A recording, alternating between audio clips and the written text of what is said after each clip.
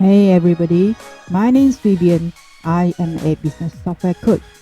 If you are looking for solutions for your cycle counting, then you are in the right place.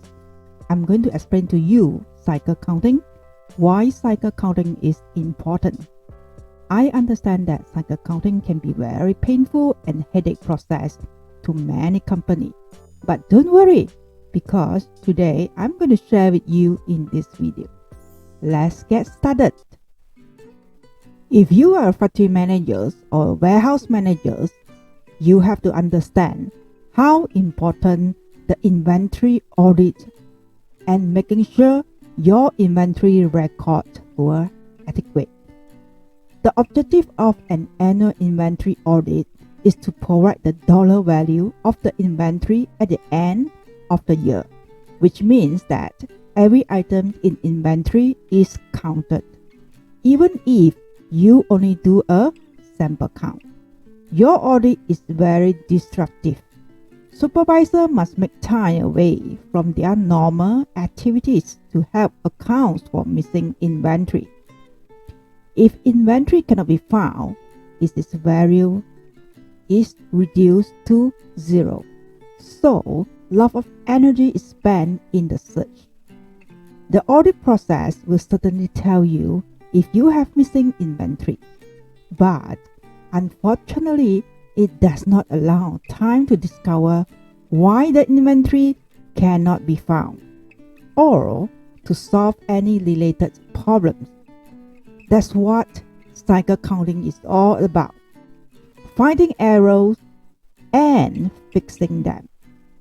Unlike the annual audit, cycle counting is done throughout the year. With cycle counting, you select a representative sample of your total inventory and continuously count that sample, solving problems and correcting errors throughout the years. For example, if you count some repair parts and reveals an incorrect inventory, you will immediately correct the accounting record. You wouldn't wait until the year end for the audit. You will also investigate why the count was wrong and discover that some mechanics are not updating in the logbook each time they remove a part from storage.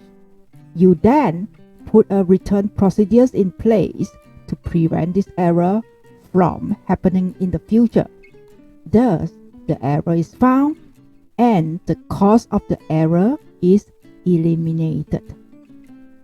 This approach aligns well with the continuous improvement philosophy. It is very important that the item you select for cycle counting represent your entire inventory. You must include some expensive items and some less expensive items, some with long production times and some with shorter times, some with high sales volume and some that are slow seller. You can categorize your inventory in several ways for cycle counting.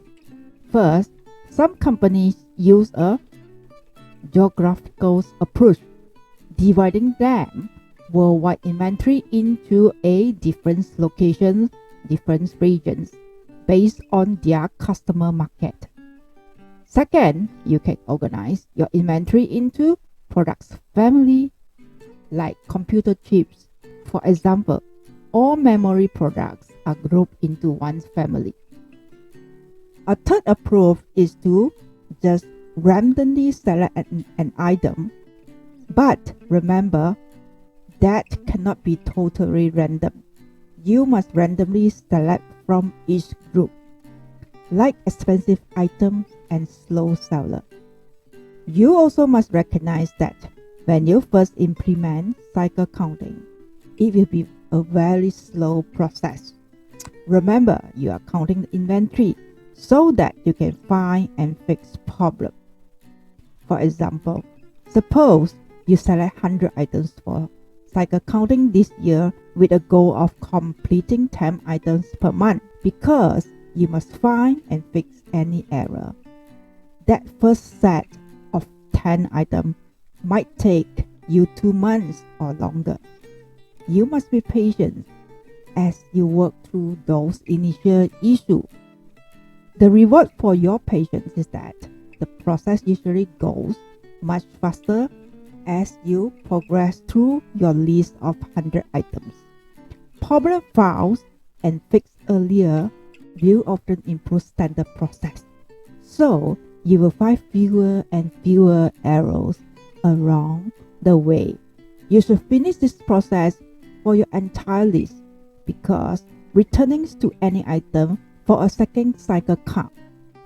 This ensures that at the end of your cycle count, you have completely looked at the representative sample of your inventory.